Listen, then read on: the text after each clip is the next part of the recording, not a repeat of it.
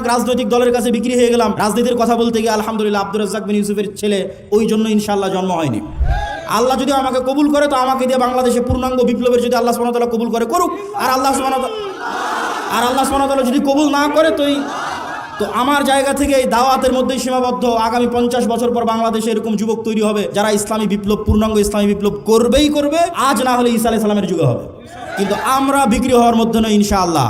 আসসালামু আলাইকুম শাইখ, আপনি ইদানিং বিভিন্ন জায়গায় রাজনীতি নিয়ে বক্তব্য দিচ্ছেন, যা নিয়ে অনেকে সমালোচনা করছে, এই বিষয়ে কিছু বলবেন? যতগুলো প্রশ্ন আসছে তার মধ্যে এটা অনেক গুরুত্বপূর্ণ একটা প্রশ্ন। তো আসলে রাজনীতি, নবীরাও যখন আল্লাহ সুবহানাহু ওয়া তাআলা দাওয়াত দিতে বলেছেন তখন মুসা আলাইহিস সালামকে বলেননি যে মুসা তুমি জাদুরানিতে গিয়ে বা মিশরের উমুক এলাকায় গিয়ে দাওয়াত দাও, ডাইরেক্ট ইযহাব ইলা ফিরাউন, ক্ষমতার মসনদে আঘাত। মুসা আলাইহিস সালামকে দাওয়াত দিতে কোথায় পাঠালো? ইযহাব ইলা ফেরাউনের কাছে গিয়ে দাওয়াত দাও, মানে ডাইরেক্ট ক্ষমতার মসনদে যে আছে ওকে দাওয়াত দাও। ইব্রাহিম আলাইহিস সালাতু ওয়াস সালামকে কোথায় পাঠালো? ডাইরেক্ট নমরুদ। তো নবীরা যারা পৃথিবীতে এসেছেন তারা জয়লাভ করুক অথবা না করুক, তাদের দাওয়াতের যে মানহাজ ছিল, এই দাওয়াতের মানহাজের একটা পার্ট অবশ্যই যারা সমাজের দায়িত্ব পালন করতেছে, যারা রাষ্ট্র এবং দেশ চালাচ্ছে, তাদের কাছে আপনাকে দাওয়াত দিতেই হবে। এটা নবীদের রাজনীতি। এবং এই দাওয়াতটা যদি নিঃস্বার্থ হয়, ওই যে লবিং, লিয়াজু, ঠিক আছে, আমার দুনিয়াবি কোনো স্বার্থ, আমাকে এটা দেন, আমাকে এটা দেন, এরকম দুনিয়াবি স্বার্থে যদি দাওয়াত হয়, ওই দাওয়াতে কোনোদিন বিপ্লব তৈরি হবে না। ওই দাওয়াতে কোনোদিন কি তৈরি হবে না?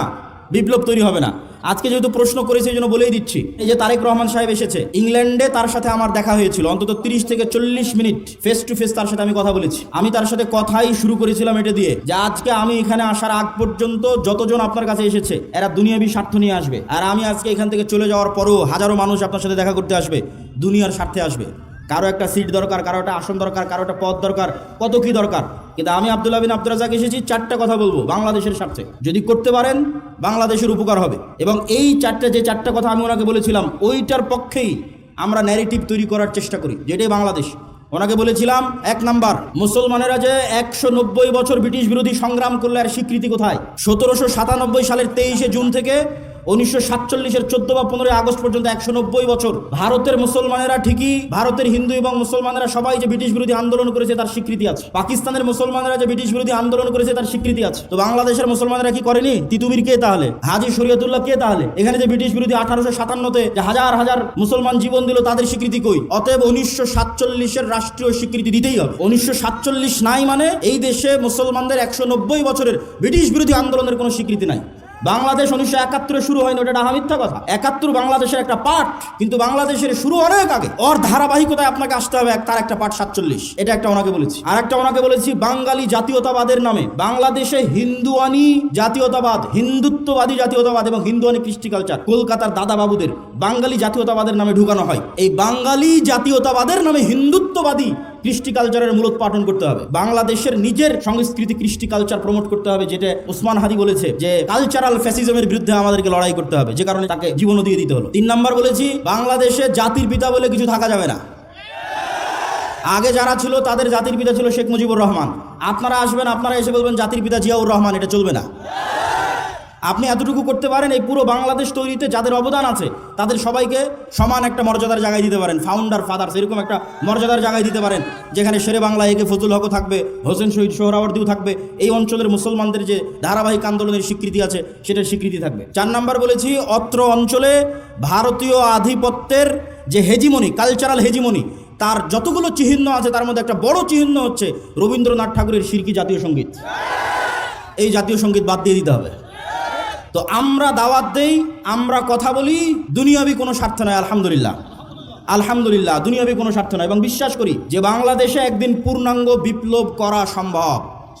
আমি পূর্ণাঙ্গ বিপ্লবের স্বপ্ন দেখি চীন মৈত্রী সম্মেলনে, যেখানে বাংলাদেশের সকল রাজনৈতিক দলের নেতারা ছিল। ওখানে আমার 7 মিনিটের বক্তব্য শুনে দেখিও আমি পূর্ণাঙ্গ বিপ্লবের ডাক দিয়েছি। তাতে 30 বছর লাগুক, 50 বছর লাগুক, কিন্তু বাংলাদেশে সম্ভব। কেন সম্ভব? যদি সম্ভব না হতো আমি বলতাম না। বাংলাদেশে কয়েকটা কারণে সম্ভব। বাংলাদেশের 90% মানুষের ভাষা বাংলা, বাংলাদেশের 90% মানুষের ধর্ম ইসলাম। যদি এরকম হতো চিটাগাংয়ের ভাষা হিন্দি, রাজশাহীর ভাষা বাংলা, ঠাকুরগাঁয়ের ভাষা পাঞ্জাবি, আর সিলেটের ভাষা হচ্ছে কি বলে ওর নাম, আর একটা ভাষা ধরলাম গুজরাতি অথবা ধরলাম বিহারি, তাহলে আমি বলতাম না বাংলাদেশে বিপ্লব সম্ভব নয়। আবার যদি দেখতাম না এখানে অর্ধেক পাঠান বাস করে, অর্ধেক পাঞ্জাবি বাস করে, অর্ধেক অমুক বাস করে না, তাহলে আমি বলতাম এখানে বিপ্লব সম্ভব নয়। আবার যদি দেখতাম এখানে 50% মানুষ হিন্দু, 50% মানুষ এখানে খ্রিস্টান, বিপ্লব সম্ভব নয়। বাংলাদেশে যে কোনো একটা আদর্শের উপর বিপ্লব খুবই সম্ভব, কেননা এখানে 90% মানুষের ভাষা বাংলা, বলে বাংলা, লেখে বাংলা, সংস্কৃতি বাংলা, আবার 90% মানুষই ইসলামে বিশ্বাস করে। ফলত এখানে আলাদা কোনো বিভেদ নাই। এখানে 20% মানুষও যদি তৈরি হয় যারা ঈমান বিল গায়বে ইয়াকিন রাখবে, আজকের যে কথা বলেছি, আজকের যে থিওরি দিয়েছি, এবং সামনে এটার উপর আরও অনেক কাজ এবং গবেষণা এবং লিখিত দ্বিতীয় আর একটা বই আসবে আল্লাহর পথে যাত্রার উপর, আমি ওই পূর্ণাঙ্গ বিপ্লবে বিশ্বাস করি। কারো কাছে কোনো এক রাজনৈতিক দলের কাছে বিক্রি হয়ে গেলাম রাজনীতির কথা বলতে গিয়ে, আলহামদুলিল্লাহ আব্দুর রাজ্জাক বিন ইউসুফের ছেলে, ওই জন্য ইনশাআল্লাহ জন্ম হয়নি। আব্দুর রাজ্জাক বিন ইউসুফ ওই বক্তাও নয়, বড় থেকে বড় নেতার ঘরে যখন প্রবেশ করেছে ছবি মূর্তি থেকেছে, যত বড় মন্ত্রী হোক, যত বড় মিনিস্টার হোক, আব্দুর রাজ্জাক বিন ইউসুফ দাঁড়িয়ে বলে যে ছবি মূর্তি সরাতে হবে, না হলে ঢুকবে না। অথচ বহু বক্তা ওই ঘরেই বসে আছে।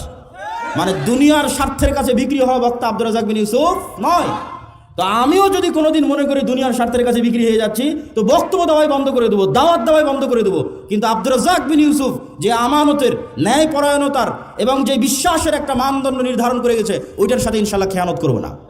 আল্লাহ যদি আমাকে কবুল করে, তো আমাকে দিয়ে বাংলাদেশে পূর্ণাঙ্গ বিপ্লবের যদি আল্লাহ সুবহানাহু ওয়া তাআলা কবুল করে করুক। আর আল্লাহ সুবহানাহু ওয়া তাআলা যদি কবুল না করে, তো আমার জায়গা থেকে এই দাওয়াতের মধ্যেই সীমাবদ্ধ। আগামী 50 বছর পর বাংলাদেশে এরকম যুবক তৈরি হবে যারা ইসলামী বিপ্লব, পূর্ণাঙ্গ ইসলামী বিপ্লব করবেই করবে, আজ না হলে ঈসা আলাইহিস সালামের যুগে হবে। কিন্তু আমরা বিক্রি হওয়ার মধ্যে নই ইনশাআল্লাহ। আর ওইভাবে আমাদেরকে আমার মা এবং বাবা বড়ও করেনি, আলহামদুলিল্লাহ। দুনিয়ার কারো কাছে কোনো কিছুর জন্য মুখাপেক্ষী নয়, আলহামদুলিল্লাহ। আল্লাহ সুবহানাহু ওয়া তাআলা যেন এটার উপর ঈমান পর্যন্ত, মৃত্যু পর্যন্ত থাকার তৌফিক দান করে, আল্লাহুম্মা আমিন। আসসালামু আলাইকুম ওয়া রাহমাতুল্লাহি ওয়া বারাকাতুহু।